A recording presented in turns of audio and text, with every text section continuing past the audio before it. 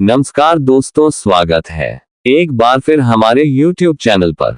दोस्तों, ये जो कहानी है ये बहुत ही खास है। ये कहानी है प्रिया चरित्र की। जो भी बंदा, जो भी मनुष्य इस कहानी को पूरा सुनता है वह कभी भी अपने जीवन में धोखा नहीं खाएगा। इस कहानी को सुनने के बाद आप अपने जीवन में बहुत बदलाव ला सकते हैं। इस संसार में ऐसी औरतें भी हैं जो सुंदर और सुशील औरतों को भी बदनाम कर देती है। हो सके तो कहानी को पूरा सुनिएगा, और आप कहानी को पूरा सुनेंगे तो आपको कहानी का मतलब समझ में आएगा। सबसे पहले कि आप इस कहानी में खो जाएं, चैनल को सब्सक्राइब करना ना भूले। चलिए कहानी शुरू करते हैं। बहुत समय पहले की बात है। किसी राज्य में एक राजा रहा करता था। वह राजा बहुत ही धर्मात्मा राजा था। उसके राज्य की चर्चाएं बहुत दूर दूर तक फैली हुई थी। उसे एक राजा का पुत्र था जिसकी उम्र कुछ ज्यादा नहीं थी, 12 या 13 वर्षों की। 12 राजकुमार बड़ा ही सुंदर था। राजा उसकी शादी कर देता है। जब राजा ने उसकी शादी की तो राजकुमार मात्र 14 वर्ष का था, तभी उसकी शादी करती। जब राजा अब बूढ़ा हो चुका था, एक दिन राजा ने सोचा कि अपने राजकुमार को अब राजा बना देते हैं, क्योंकि उस राजा कुमार ने कई शादियां की थी और पहले के राजाओं में यही नियम था कि राजा जितनी चाहे उतनी शादी कर सकता था। राजा अपने पुत्र को राजा बना देता है। उसकी शादी हो चुकी थी और एक नई राजकुमार की साथ शादी हो चुकी थी। वह राजकुमार जो कि राजा बना अपनी पढ़ाई लिखाई फिर भी कर रहा था। वह रोज गुरुकुल पढ़ने के लिए जाया करता था कि एक दिन की बात है, जब वह राजकुमार पढ़ने के लिए विद्यालय जा रहा था तो रास्ते में उसे एक पनिहारी मिली। वह पनिहारन भी बहुत सुंदर थी। उस पनिहारिन ने राजकुमार से पूछा कि हे राजा, आप रोज कहाँ जाते हैं? राजकुमार कहता है कि मैं रोज पढ़ने के लिए, विद्या ग्रहण के लिए अपने गुरु के पास जाता हूँ। तो वह कहती है, ये तो अच्छी बात है, लेकिन ये बताए आपने या त्रिया चरित्र पढ़ा है? राजकुमार कहता है कि नहीं, मैंने ये कभी नहीं पढ़ा। फिर परिहारिन कहती है कि आप त्रिया चरित्र अवश्य पढ़ो। राजकुमार कहता है कि यह क्रिया चरित्र क्या होता है? पनिहारी ने कहा कि आप ये बात अपने गुरु से जाकर पूछना और त्रिया चरित्र अवश्य पढ़ना। राजकुमार कहता है कि मैं आज ही जाऊंगा और अपने गुरु से जाकर पूछ लूंगा कि आपने मुझे दिया चरित्र क्यों नहीं पढ़ाया। इतनी बात कहने के बाद वह राजकुमार वहां से चल देता है। वह पनिहारिन की बात सुनकर वह राजकुमार गुस्से में था। उसकी आंखें लाल थी। वह अपने गुरु के पास जाकर प्रणाम करता है। गुरु जी ने पूछा कि बेटा क्या हुआ, आज तुम क्रोध में दिखाई दे रहे हो और तुम्हारी आंखें लाल क्यों है? क्या बात है, मुझे बताओ। राजकुमार ने क्रोध में जवाब दिया कि गुरुदेव, आपने मुझे त्रिया चरित्र क्यों नहीं पढ़ाया? ये बात आपने क्यों छुपाई? त्रिया चरित्र के बारे में मुझे बताया क्यों नहीं? गुरु कहते हैं कि बेटा, तुम पत्रिया चरित्र नहीं पढ़ पाओगे, क्योंकि पत्रिया चरित्र पढ़ना खतरे से खाली नहीं होता है, और जब तुम ये पढ़ोगे तो उसमें तुम्हारी जान की जा सकती है। राजकुमार कहता है कि गुरुदेव, आप इसकी चिंता न करें, अपनी रक्षा हम स्वयं कर लेंगे। आप केवल मुझे पत्रिया चरित्र बढ़ाए। गुरुदेव कहते हैं कि ठीक है, अब तुमने हटकर ही ली, तो वो उससे त्रिया चरित्र पढ़ाने लगते हैं। त्रिया चरित्र पढ़ते पढ़ते राजकुमार को 1 साल हो गए, और जब 1 वर्ष हो गया तो गुरु ने कहा कि बेटा, अब तुम्हारी पढ़ाई पूरी हो चुकी है। अब तुम घर जा सकते हो और आराम से अपने राज्य को चला सकते हो। अब तुम्हें यहाँ आने की कोई आवश्यकता नहीं है। राजकुमार कहता है, ठीक है गुरुदेव। राजकुमार जैसे ही जाने को होता है, गुरुदेव उसे रोक लेते हैं और कहते हैं, बेटा, मैं तुम्हें एक ऐसा गुटखा देता हूँ, या गुटखा जब तुम अपने कानों में लगाओगे तो कोई तुम्हें पहचान नहीं पाएगा और तुम उसे पहचान लोगे। राजकुमार वह गुटखा अपने हाथों में ले लेता है और गुरु ने कहा, इस गुट को ले जाओ और रात के 12 बजे आज ही के रात में अपने महल से निकल कर के जंगल की तरफ जाना और पूर्व दिशा की ओर जाना, और जब तुम पूर्व दिशा की ओर जाओ तो ये गुटखा अपने कान में लगा लेना और वहीं पर खड़ा हो जाना। वह राजकुमार कहता है कि ठीक है, ऐसा ही करूंगा। राजकुमार आ जाता है। जब रात के 12 बज जाते हैं तो उस राजकुमार की 7 पत्नियां सो जाती है। आधी रात के समय वह राजकुमार अब हाथों में गुटखा लेकर महल से जंगल की तरफ चल देता है। राजा जंगल में पूर्व दिशा की ओर जाता है और वहां जाकर अपने कानों में गुटखा लगा लेता है और वहीं पर खड़ा हो जाता है। तो उसने क्या देखा? उसने देखा कि वही पनिहारिन जो मुझे रास्ते में मिली थी, वही पनिहारिन एक थाली में खाना लेकर जंगल को जा रही है। वहां थोड़ी ही दूरी पर एक संत अपनी कुटिया में रहते थे। वह पनिहारिन संत के पास खाना लेकर जा रही थी। राजा ने देखा कि यह तो वही पनिहारिन है जिसने मुझसे कहा था कि चरित्र की पढ़ाई पढ़ो, लेकिन पनिहारिन उस राजा को नहीं पहचान पाए क्योंकि राजा के कानों में घुटका लगा हुआ था। घुटका लगने की वजह से राजा किसी को भी पहचान सकता था। राजा ने अपने मन में सोचा कि चलो उसके पीछे चलते हैं कि यह आधी रात को भोजन लेकर संत कुटिया की तरफ क्यों जा रही है, इसका क्या कारण है। वह राजा भी उसके पीछे पीछे छुपता हुआ चल गया। अब वह पनिहारिन उस कुटिया में उस साधु के वहां पहुंचती है। उस बाबा के पास जादू की पोटली थी। वह बाबा जादूगर था। राजा पीछे पीछे गया और वह छुप करके देख रहा था कि वह पनिहारिन और को बाबा क्या करेंगे। बाबा ने पनिहारिन से कहा, अरे पनिहारिन, पहले तो मुझे ये बता कि आज आने में इतनी देर कैसे लग गई। हाथ जोड़कर पनिहारिन कहने की, महात्मा जी, मेरा विवाह हो चुका है और मेरे पति मुझे ले जाने के लिए आए हैं। हमें लेकर कल चले जाएंगे, इसीलिए हमें उन्हें सुझाने में थोड़ी देर लग गई और यहाँ आने में भी देर हो गए। जब ये बात साधु ने सुनी कि इसका विवाह हो चुका है और इसका का पति इसे लेने आया है, तो बाबा कहता है कि पनिहारिन, इसका मतलब है कि तुम अपने पति के साथ जाना चाहती हो, तो हमारे पास क्यों आई हो। पनिहारिन कहती है कि मैं आपके बिना नहीं रह सकती हूँ, मैं आपके बिना नहीं जी सकती हो। तो बाबा कहता है कि हे पनिहारी, इसके लिए तुम्हें एक काम करना होगा। साधु एक बड़ा सा चाकू निकालता है और पनिहारिन से कहता है कि हे पनिहारिन, जाओ अपने पति के गर्दन काटकर यहाँ लेकर आ जाओ, अपने उस पति को मार दो जो हमारे और तुम्हारे बीच में दरार बन रहा है। तब मैं तुम्हें रख लूंगा, तुमसे विवाह करूंगा, तुम्हें अपनी पत्नी बनाऊंगा। बिना कुछ सोचे समझे वो चाकू को ले लेती है और दौड़ते हुए अपने घर जाती है और उसका पति सो रहा था। वहां जाकर अपने पति की गर्दन काट देती है और उसकी गर्दन को लेकर साधु के पास आती है और जो राजकुमार थे उसके पीछे पीछे उसका सारा कारनामा देख रहे थे। जब साधु ने देखा अपने पति को मार करके उसकी गर्दन यहाँ लेकर आए हैं, साधु को बहुत गुस्सा आया और उसने उसे लात मारी और कहा, भाग जाओ यहाँ से, जब तू अपने पति की नहीं हो सकी जिसके साथ तूने 7 फेरे लिए तो तू मेरी क्या होगी, जल्दी भाग जाओ यहाँ से। अगर तुम मेरे पास दोबारा आई तो मैं तुझे जीवित नहीं छोड़ूंगा। साधु की यह बात सुनकर उस पनिहारन को ऐसा लगा जैसे उसके पैरों तले जमीन खिसक गई हो। फिर भी अपने पति की कटी हुई गर्दन घर लेकर के आई और उसकी गर्दन जोड़ देती है और वही बैठ जाती है और इधर जैसे ही सवेरा हुआ अपने पति के पास बैठकर रोने लगती है और चिल्लाने लगती है, कहती है, देखो देखो, किसी ने मेरे पति की हत्या कर दी। रात में उस पनिहारिन का सारा कारनामा राजकुमार देख चुका था। इधर सारे गांव वाले कुछ पनिहारिन के घर चले जाते हैं और उसके पति की लाश को लेकर गांव के बाहर जाते हैं उसका दाह संस्कार करने के लिए, और वह पनिहारिन भी पीछे से भागती हुई रोती हुई चली जा रही थी और उधर राजकुमार भी जा रहे थे जो कि अपने राज्य के राजा बन चुके थे। पनिहारिन भागती हुई चिल्ला हुई पहुंची और कहने लगी, मैं तो सती बनूंगी, क्योंकि अगर जब मेरे पति ही नहीं रहे तो ऐसे जीवन का क्या फायदा, मैं इन्हीं के साथ सती हो जाऊंगी। राजा को उसकी बातें सुनकर हंसी आ जाती है और राजा कहता है, पत्रिया चरित्र जाने ना कोई और खसम मार के सती हुए। राजकुमार की यह बात और कोई तो नहीं समझ पाया, लेकिन वह पनिहारिन समझ जाती है। कहती है कि राजा साहब, आप हमारे ऊपर यह बात कह रहे हैं, लेकिन चलिए कोई बात नहीं, मैं सती हो जाऊंगी। पनिहारिन कहती है कि जाते जाते मैं तुम्हें एक बात बताती हूँ। राजकुमार कहता है, क्या बता। पनिहारिन कहती है कि राजा साहब, आप जब चटाई पर बैठे तो उस चटाई को झाड़कर बैठना। राजा कहता है कि यह पनिहारिन क्या कह रही है, ना, मैं तो राजा हूं, मुझे चटाई पर बैठने की क्या आवश्यकता है। पनिहारिन कहती है कि नहीं, जब भी तुम्हें कोई नौबत आई चटाई पर बैठने की तो तुम चटाई को छोड़कर बैठना। राजकुमार कहता है कि चलो ठीक है, अगर तुम कह रही हो तो मैं ऐसा ही करूंगा। कहने के बाद वह अपने पति के साथ सती हो जाती है और राजकुमार उनका अंतिम संस्कार करवा कर अपने घर को आ जाते हैं। इसी तरीके से पूरा दिन व्यतीत हुआ और उधर जब दूसरी रात आई, अब गुरु के कहने के अनुसार वही गुटका कान में लगाया और पूर्व दिशा की ओर उसी स्थान पर जाकर खड़ा हो गया जहां पर पिछली रात खड़ा हुआ था। दूसरी रात को राजकुमार ने क्या देखा, उसकी 7 पत्नियां भोजन की थाली अपने अपने हाथों में लेकर उसी बाबा की कुटिया की तरफ जा रही है।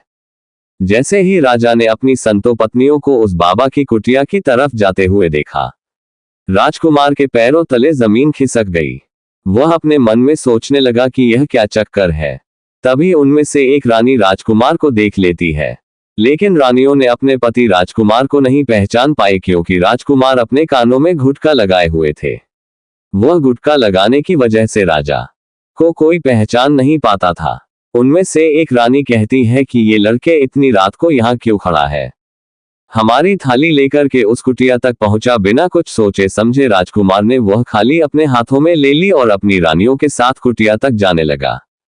जब सातों रानियों राज के साथ उस बाबा की कुटिया में पहुंचती है, राजकुमार कुछ भी नहीं बोल रहा था क्योंकि राजकुमार देखना चाहता था कि हमारे प्यार में ऐसी क्या कमी है जो हमारी सातों रानियों इस बाबा के पास आती है, और इस साधु के पास ऐसा क्या है जो हमारी सातों रानियों अभी यहाँ आ रही है। वह राजकुमार छुप करके सब जानना चाहता था। इधर जब वह सातों रानियां राजकुमार को लेकर सात साधु के पास पहुंची तो महात्मा राजकुमार को देखकर कहता है कि यह कौन है।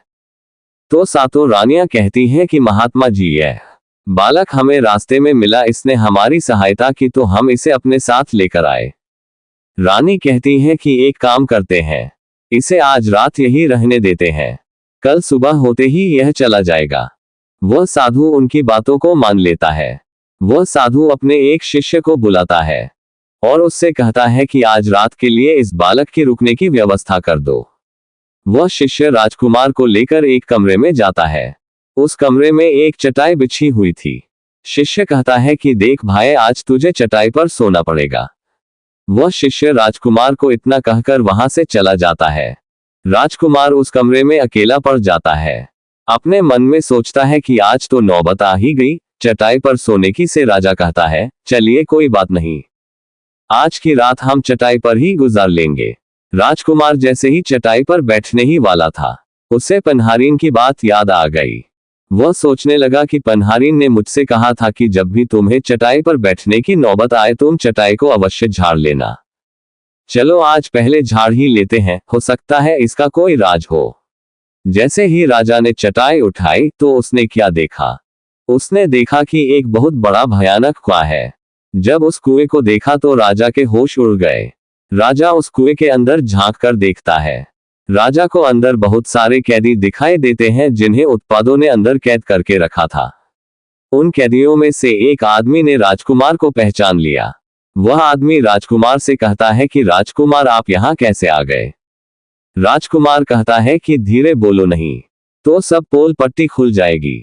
तब सभी कैदियों ने कहा कि राजा साहब, आप यहाँ से भाग जाए, हम तो यहाँ से निकल नहीं पाए, लेकिन आप यहाँ से भाग जाएं, नहीं तो आपका भी यही हाल हो जाएगा जो कि हमारा हुआ है।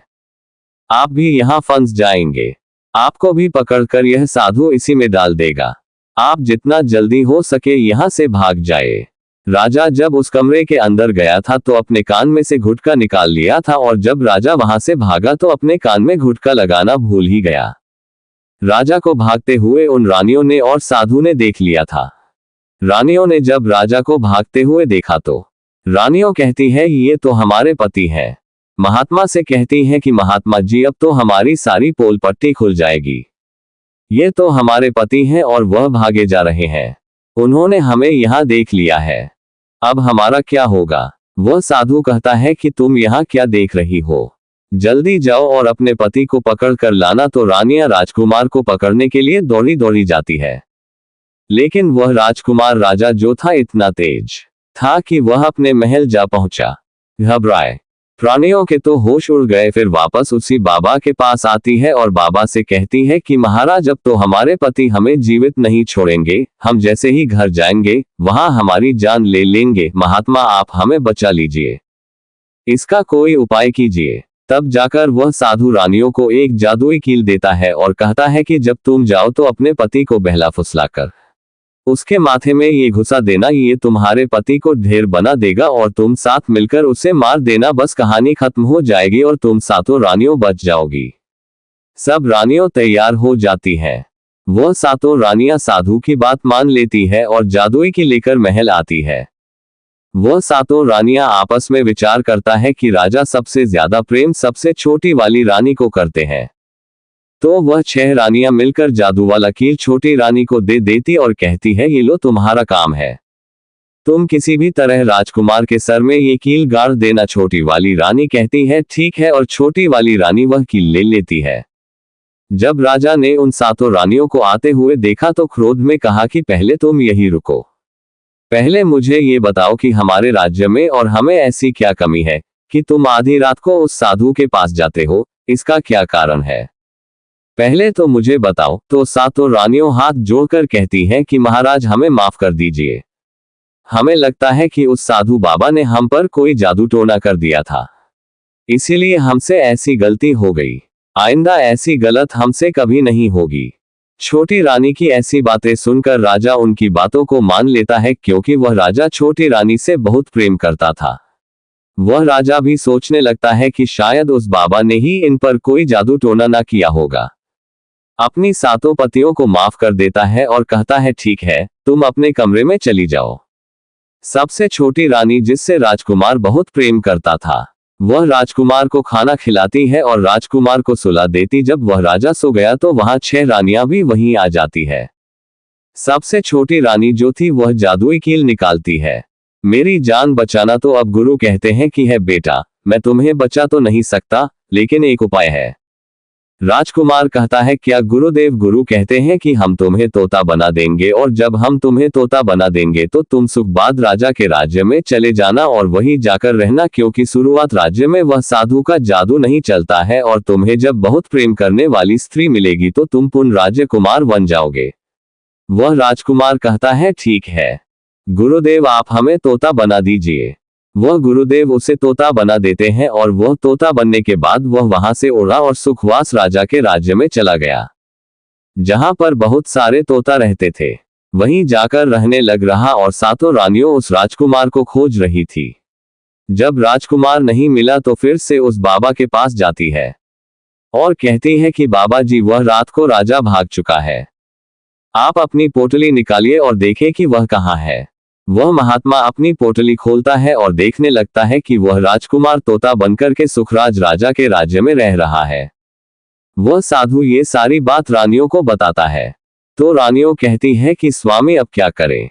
वह साधु कहता है कि अब तुम अपने राजमहल में जाओ और जाकर की घोषणा कर दो कि जो भी तोता पकड़ करके लाएगा हम उसे 5 सोने के सिक्के देंगे।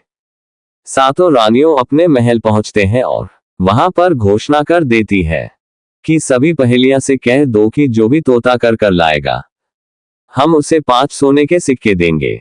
उस राज्य के जितने बहेलियां थे तोता पकड़ने के लिए चारों तरफ घूमने लगते हैं, और जो भी तोता पकड़ते लेकर की रानी के पास जाते और 5 सोने के सिक्के ले लेते थे और वहां से चले जाते, और वह 7 रानियां उस तोते को मार देती।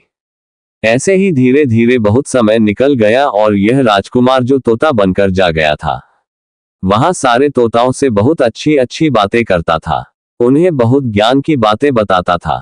तो सारे तोता को लगा कि यह तोता तो बहुत समझदार है, यह तोता तो बहुत अच्छी अच्छी बातें करता है, इसे हम अपना राजा बना लेते हैं। सभी तोता मिलकर उसे राजा बना लेते हैं। राजकुमार सभी तोताओं का राजा बन जाता है और वही छुप कर रहने लगता है। एक पहेलियां तो तब पकड़ते पकड़ते सुखलाल राजा के राज में पहुंच जाता है, और वह उसी पेड़ के पास पहुंच जाता है जहां पर वह राजकुमार तोता बनकर छुपकर रहता था। जब उस बहेलिये ने इतने सारे तोते को देखा तो अपने मन में सोचा कि अगर हम इतने सारे तोते पकड़कर रानी के पास ले जाएंगे तो हमें बहुत सारी सोने के सिक्के मिल जाएंगे। लेकिन वह पहेलिया सोचता है कि हम इतने सारे तोताओं को पकड़ेंगे कैसे, जिस पेड़ पर वह तोता रहते थे। जैसे ही सुबह हुई उस पेड़ से सारे तोता उड़कर दाना पानी के लिए बाहर चले जाते हैं, और इधर पहेलिया जागृत चाकू से पेड़ पर चारों तरफ कट लगा देता है, जिससे कि पैसे बहुत सारे गोंद निकल जाते हैं। पेड़ के चारों तरफ ही गोंद हो जाते हैं। जो लोग गोंद के बारे में नहीं जानते, मैं उन्हें पता जो कि हर पेड़ पर एक प्राकृतिक गोंद निकलता है जिससे हम कुछ भी चिपका सकते हैं। तो दोस्तों अब वह पेड़ के चारों तरफ गोंदी हो जाते हैं। अब पहेलिया सोचता है कि जब भी वह सारे तोते आएंगे इस पेड़ पर बैठेंगे, वह सभी इस पेड़ में चिपक जाएंगे और मैं आसानी से उन्हें लेकर चला जाऊंगा। पहेलिया वहीं छिप करके देखने लगा। और जब शाम हुई सारे तोता वापस आए और वह तोता जैसे ही पेड़ पर बैठे सभी का पैर उस गोंद में चिपक गया क्योंकि पूरे पेड़ में गोंद ही गोंद लगा हुआ था। अब तो सारे तोते परेशान हो गए। उनमें राजकुमार अभी जो तोता बना हुआ था वह भी चिपक गया था। सारे तोते राजकुमार से कहते हैं क्योंकि सारे तोते राजकुमार को अपना गुरु मानते थे कि आप कुछ भी सोचो, हम सबको बाहर निकालो, नहीं तो सुबह तक वह हथेलियां आएगा और हमें पकड़कर लेकर चला जाएगा। वह राजकुमार कहता है कि तुम बिल्कुल चिंता ना करो, जब वह सुबह पहेलियां आएगा तो तुम सभी ऐसा करना कि उस पहेलियां को लगे कि सारे तोते मर चुके हैं, और जब सभी तोते को पेड़ से छुड़ाकर नीचे फेंक दे तो सभी उड़कर भाग जाना। सभी तोता कहते हैं कि ठीक है। गुरुदेव सुबह हुई जैसे ही बहलिया पेड़ के पास पहुंचा। सभी तोता ऐसे लटके हुए थे जैसे कि वह सभी मरे हुए हैं। जब पहेलिया तोतों को देखा तो सोचा कि अरे क्या हो गया, या तो सभी मर गए, अब हमें सोने के सिक्के कैसे मिलेंगे। फिर पहेलिया ने सोचा कि चलो अब इन्हें छुड़ा ही देते हैं, इतना तो उपकार इन पर कर ही सकते हैं। बेहलिया पेड़ पर चढ़ा और उनको छुड़ाकर नीचे फेंकने लगा। बेहलिया ने सभी तोते को छुड़ाकर नीचे फेंक दिया, लेकिन जो राजकुमार था जो तोता बना हुआ था वह वहीं पर रह गया और नीचे जितने भी तोते थे वह सभी उड़कर भाग गए। पहेलिया नहीं सोचा, अरे ये क्या हुआ, इस पर सिर्फ एक ही होता है जो कि मारा लटका हुआ है, और जितने तोते को मैंने छुड़ाकर नीचे फेंके वह सभी उड़कर भाग गए। बहलिया ने सोचा इसका मतलब ये सारे तोताओं ने मिलकर मेरे साथ धोखा किया है। अब वह राजकुमार जो था जो तोता बना हुआ था वही सिर्फ पेड़ पर लटका हुआ था। वह पहेलिया कहता है कि यह सब तुम्हारी चाल है, चलो अब मैं तुम्हें लेकर जाऊंगा और रानी के हाथ बेच दूंगा और मुझे 5 सोने के सिक्के मिल जाएंगे। और इधर वह पहेलिया उस तोता को बेचने के लिए रानी के पास जाने लगता है। रास्ते में वह तोता कहता जो कि राजकुमार था, वह बहलिया से कहता है कि तुम मुझे कहां ले जा रहे हो। तो वह बहलिया कहता है मैं तुम्हें बेचने के लिए रानी के पास ले जा रहा हूं, अगर मैं तुम्हें वहां भेजूंगा तो मुझे 5 सोने के सिक्के मिलेंगे। वह राजकुमार कहता है कि मैं अगर तुम्हें 50,000 सोने के सिक्के दिलाऊं तो क्या तुम मुझे नहीं बेचोगे। पहेलिया कहता है तुम मुझे 50,000 सोने के सिक्के कैसे दिलाएगा। तोता कहता है कि राजा सुखलाल के यहाँ एक बहुत बड़ा मेला लगता है, तुम मुझे वही बेचो, मूल में स्वयं बताऊंगा। पहले यह उस तोते की बात मान लेता है। अब रानी के पास बैठने की जगह राजा के राज्य में मेले में तोता को बेचने चला जाता है, और राजा के राज्य में यह नियम था, अगर किसी व्यक्ति का सामान शाम तक नहीं बिके तो वह राजा स्वयं आकर उसे खरीद लेता था। पहले यह उस तोते को लेकर बाजार में पहुंचा हुआ था। जब कोई व्यक्ति उस तोते को खरीदने आता तो वह पूछता कि यह कितने का है, तो वह बहलिया कहता है कि तोता अपना दाम स्वयं बताएगा, तो वह तोता अपना दाम इतना बता देता कि कोई भी व्यक्ति उसे खरीद ही नहीं पाता। ऐसे ही करते करते शाम हो गई। अब शाम हो गई था, सभी अपने अपने दुकान लेकर चले गए। सभी का दुकान उजड़ गया था, बस एक पहेलिया और एक तोता ही रह गए थे। इधर राजा ने अपने सिपाहियों को आदेश दिया कर जाओ, देख कर आओ किसी का सामान तो नहीं रह गया है। जब राजा के सिपाही आए तो उन्होंने देखा कि एक पहेलिया तोता को लेकर बैठा हुआ है। सिपाही पहेलिया से कहते हैं कि यह पहेलिया तुम्हारा तोता क्यों नहीं बिका, तुम इसे कितने में बेच रहे हो। तुम्हें तोता कहता है कि जो इन्हें 50,000 सोने की सिक्के देगा वही मुझे खरीद पाएगा। उस तोते की बात सुनकर वह सिपाही आश्चर्य में पड़ जाते हैं, सोचते हैं अरे ये तोता तो अपना मूल्य स्वयं बताता है। राजा के पास जाते हैं और राजा को सारी बात बताते हैं और कहते हैं एक पहेलिया एक तोता लेकर बैठा हुआ है, लेकिन वह तोता अपना अमूल्य स्वर ही बताता है। वह इतना महंगा बताता है, शायद इसीलिए उसे कोई खरीद नहीं सका। राजा सिपाहियों से पूछता है कि वह अपना मोल कितना बता रहा है, तो सिपाही कहते हैं अपना मूल्य 50,000 सोने के सिक्के बता रहा है।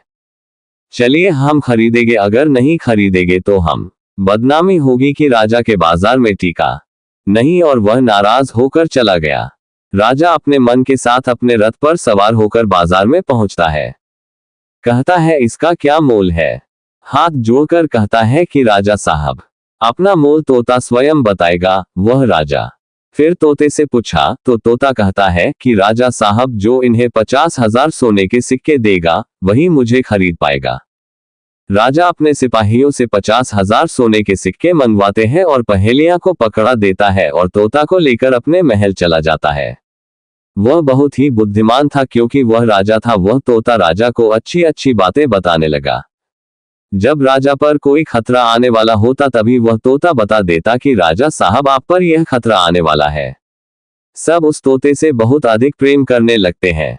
जब ये बात रानियों को पता चले कि राजा के ऐसा तोता लेकर आए हैं जो कि तोता बोलता है और बहुत अच्छी अच्छी बातें बताता है तो रानियां राजा से कहती है उस तोता को मेरे पास भिजवा दीजिए। हम भी उस तोता को देखना चाहते हैं। हम उस तोता से बातें करना चाहते हैं। राजा अपने मंत्रियों से कहकर वह तोता रानियों के पास भिजवा देता है। रानी उस तोते से बातें करके बहुत खुश हो जाती है। वह रानी भी तोते से बहुत प्रेम करने लगती है और कहती है कि वारे तोता इसीलिए तुझे राजा साहब ने 50,000 सोने के सिक्के देकर खरीदा है। राजा की एक पुत्री थी जो कि बड़ी सुंदर थी। रानी अपनी पुत्री से कहती है कि आज से तुम ही इस तोते का ध्यान रखोगे और कल तुम इसे अच्छे से धोकर नहला देना। वह राजकुमारी भी उस तोते से बहुत प्रेम करती है। जैसे ही सुबह हुआ राजकुमारी उस तोते को लेकर नहलाने जाती है। राजकुमारी उसे नहला रही थी तो उसने देखा कि तोता के सिर पर कील सा कुछ लगा हुआ है। राजकुमारी उस कील को निकाल देती है। राजकुमारी जैसी ही कील को निकालती है वह तोता पहले वाला एक सुंदर सा राजकुमार बन जाता है। उसे देखकर घबरा जाती है। राजकुमार कहता है कि तुम घबराओ नहीं, ये कील वापस से मेरे सर में तो दो, मैं फिर से तोता बन जाऊंगा और इसके बारे में मैं तुम्हें रात्रि में बताऊंगा। तुरंत ही वह राजकुमारी वह कील राजकुमार के सर में लगा देती है। तुरंत ही वह तोता बन जाता है। रात को राजकुमारी तोते को लेकर अपने कमरे में जाती है और उसके सर से कील निकाल देती है। वह तो फिर से राजकुमार बन जाता है। वह राजकुमार अपनी सारी दास्तान उस राजकुमारी को बताता है और कहता है माफ करना, ये दास्तान तुम किसी को बताना नहीं तो मेरी जान चली जाएगी। राजकुमारी इसके बारे में अपनी माता और पिता को नहीं बताती है। दिन भर वह तोता रहता है और रात को राजकुमारी उस तोते को अपने कमरे में ले जाती और उसके माथे से कील निकाल देती। वह राजकुमार बन जाता और रात में वह दोनों साथ में ही रहते और ऐसे ही धीरे धीरे समय निकलता गया। राजकुमारी को राजा से प्रेम हो जाता है। इधर क्या हुआ, जो राजकुमार की पत्नियां थी बस बहुत सारे तोते मरवा देती हैं, लेकिन जो राजकुमार तोता बना हुआ था वह उन्हें नहीं मिलता है और वे उसी साधु के पास जाती हैं और कहती है कि है महात्मा, हमारे पति तो अभी तक हमें नहीं मिले, हम अब क्या करें, उन्हें कैसे मारे। वह साधु फिर से अपनी पोटली होता है और देखता है कि वह राजकुमार अभी तक तोता बन के राजा के घर में रह रहा है। वह साधु रानियों से कहता है कि तुम एक काम करो कि तुम नृत्य कला सीखो, हम सभी मिलकर उस राजा के घर नृत्य कला करने जाएंगे और जब राजा हम पर प्रसन्न हो जाएगा और हमें कुछ मांगने को कहेगा तो हम उस तोते को ही मांग लेंगे और फिर आसानी से उसे मार देंगे।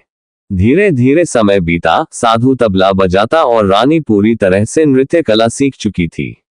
अब साधु को लगा कि हम सफलता प्राप्त कर सकते हैं और उस तोते को उस राजा से मांग सकते हैं। साधु का भेष बदलकर कि उन सातों रानियों को नृत्य कला वाली स्त्री बनाकर के राजा सुखपाल के दरबार में पहुंच गया। राजा उस साधु से पूछता है कि आप लोग कौन हैं, यहाँ क्यों आए हैं। साधु कहता है कि हम सब नृत्य कला वाले आपके महल में हम नृत्य कला दिखाना चाहते हैं। राजा सुखपाल को भी गाने बजाने का बहुत शौक था, वह मान जाते हैं। उधर वह साधु अपना गाना बजाना चालू करता है। जब उनकी गाने बजाने की आवाज तोता के कानों में पहुंची, तोता समझ गया कि वह साधु हमारी सातों रानियों को लेकर भेष बदलकर यहाँ पर आ गया है। अब हमारी जान नहीं बचेगी। जब रात हुई तो राजकुमारी उस तोते को लेकर अपने कमरे में जाती है, उस तोते के सर से कील निकालती और वह तोता राजकुमार बन जाता है। वह राजकुमार सारी बातें उस राजकुमारी को बताता है। कहता है कि देखो, जो ये गाने बजाने वाले आए हैं या वही साधु है। ये गाने बजाने से राजा को खुश कर देगा और बदले में मुझे मांग लेगा और ले जाकर मुझे मार देगा। वह राजकुमार कहता है कि सुनो राजकुमारी, जब राजा आदेश देगी तोता को लेकर आओ, तो तुम मुझे मत देना। जब राजा खुद यही मुझे लेने आए तभी तुम मुझे मत देना। कहना कि तोता को नहीं दूंगी, और जब राजा ना माने, राजा तुमसे जिद करे और मुझे मांगे, तब तुम गुस्से में आकर के पिंजरे को फेंक देना। उसके बाद अपने बचने का रास्ता हम स्वयं ही ढूंढ लेंगे। राजकुमारी कहती है कि ठीक है। वहां पूरी रात गाना बजाना हुआ। तो राजा प्रसन्न होकर उन्हें कहते हैं कि मांगो, क्या मांगना आते हो। वह साधु कहता है कि जो आपके पास तोता है, जो आप कुछ दिनों पहले ही खरीदे हैं, वह तोता आप मुझे दे दो। राजा कहता है ठीक है। राजा अपने मंत्री को आदेश देता है कि जाओ उस तोते को लेकर आओ। मंत्री राजकुमारी के पास पहुंचता है और कहता है कि यह तोता मुझे दे दो। राजकुमारी कहती है नहीं, मैं तो नहीं दूंगी। मंत्री कहता है कि देखिए, आप जिद मत कीजिए। राजकुमारी कहती है कि तुम जाओ और मेरे पिताजी को यहां भेज दो, वह आकर इसे ले जाएंगे। मंत्री राजा को जाकर सारी बात बताता है। राजा स्वयं यही आता है उस तोते को लेने के लिए। वह राजा जाकर कहे कि बेटे, ये तो तब मुझे दे दो। ये नृत्य कला वाले को देना है जो रात भर यहाँ गाना बजाना किए हैं, यह उन्हें देना है। तो राजकुमारी कहती है कि पिताजी, ये तोता मैं नहीं दूंगी। क्रोध में आकर राजा कहने लगा कि बिटिया, कैसी बातें कर रही हो, इसे देने का मैंने वादा किया है। जब राजकुमारी ने राजा को क्रोध में देखा, राजकुमारी को भी गुस्सा आ गया और राजकुमारी गुस्से में पिंजरे को जमीन पर फेंक देती है। वह पिंजरा जब से ही जमीन पर गिरा, वह टूट गया और तोता जो था वह सरसों का दाना गया। यह देखते ही साधु तुरंत कबूतर बन जाता है और उस दाने को चुनने के लिए झुकने लगता है। उसमें से जो एक दाना था, बस वही राजकुमार था। एक नाली में जाकर गिरता है। जैसे ही वह दाना नाली में गिरता है, राजकुमार बाज बन जाता है और एकदम से कबूतर पर झपटता है और उसे मार देता है। इस तरह से उस साधु की मृत्यु हो जाती है। राजा ये सब देखकर आश्चर्यचकित हो जाता, उस कबूतर को मारकर फिर से तोता बन जाता है और जो राजकुमारी थी उस तोते से कील निकाल देती है और वह फिर से पहले जैसा राजकुमार बन जाता है। वह राजकुमारी अपने पिता को सारी बात बता देती है। वह राजकुमार कहता है कि देखिए राजा साहब, मैं भी एक राजा हूं और मैं आपकी बेटी से प्रेम करता हूं और मैं उससे शादी करना चाहता। वह राजा अपनी पुत्री से पूछता है कि बेटी, क्या तुमसे शादी करना चाहती हो। राजकुमारी कहती है कि पिताजी, मैं इनसे प्रेम करती हूँ। राजकुमारी उस राजा की पुत्री से विवाह करके अपने महल जाता है और जो उनके साथ पत्नी आती उनको पकड़बंदी गृह में बंद करवा देता है और खुशी खुशी उस राजकुमारी के साथ रहने लगता है। यही है त्रिया चरित्र की पढ़ाई, जिसे पढ़ने के बाद राजा को अपनी जान बचाने के लिए क्या क्या नहीं करना पड़ा। तो दोस्तों, आज की वीडियो कैसी लगी कमेंट करके जरूर बताएं। वीडियो पसंद आई हो तो लाइक करें और अपने दोस्तों को शेयर जरूर करें। मिलते हैं जल्द ही नई वीडियो के साथ। तब तक के लिए जय श्री कृष्ण मित्रों।